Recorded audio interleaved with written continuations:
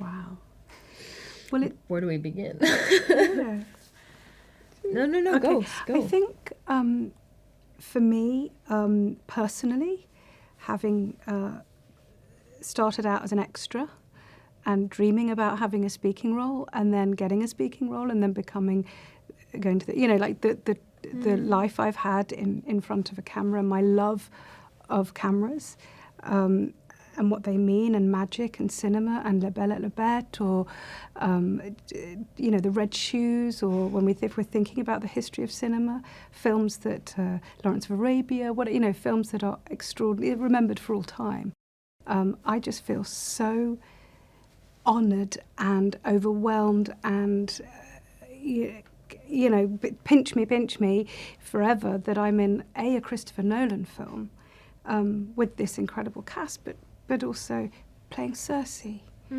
That I got that honour. So that's how I feel.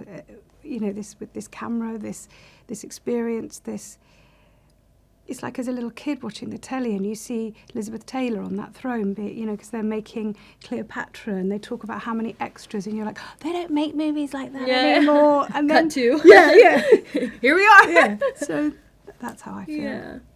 I second everything that you're saying. It's such an honor and a privilege, and I feel like on sets like this, on every set there's so much to learn, but specifically one like this, there's so much to absorb and take with you, and to learn. Like there's talk about wisdom, I gained, I think, so much wisdom just by being on a set like this and watching people work, asking questions, and just I don't know, there was a day that they were shooting and I was off, and I just was like, is it okay if I just kind of tag along, because in what world would I be able to just observe a Christopher Nolan set? Are you kidding? I remember there, I got to be on the boat with everyone, and I was like, I'll stay here all day.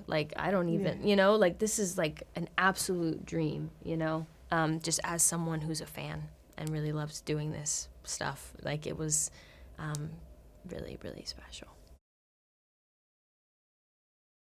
It's interesting because when, we just had an interview with Chris Nolan, and he said he wanted people to be entertained. And, there is so much here emotionally that I think different audience will take with them and hopefully feel moved and connected to. But also so much of what we do is to entertain, and to allow people to, escape reality for however many hours and fully immerse yourself in this case, a piece of literature from, thousands of years ago, that has been brought to you by way of, Christopher Nolan. So it's I think that's also part of it too, to just be fully lost in this and enjoy that time. And yeah. I hope they feel like a kid again if they're an older person. That experience of seeing something that changes your life, that makes you fall in love with the movies. If they're older, and if they're younger, I hope, I know it will change their life forever. We've talked a lot about this in our kind of previous interviews, and I think it's this all the very human mistakes are still very much a part of these characters, and we still seem to get the same things wrong, and it doesn't seem like we're doing any better, we don't ever really learn that lesson. Odysseus is on this journey of having to reckon with this idea of Zeus's law.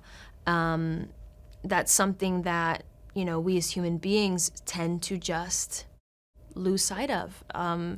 And I don't know, I think as long as we keep making the same mistakes, keep failing the tests, if you will, this will kind of always be relevant, unfortunately, fortunately, I don't know, but we are human.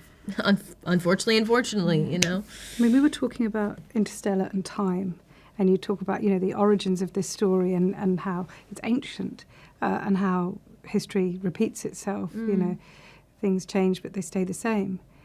But ultimately what I feel is that there is often when you go to the cinema or you watch something, I don't know, there seems to be a lack of hope sometimes in music, in literature, because people are really like, this is my I want people to learn about the experience I've just had. We're living in a time of the I.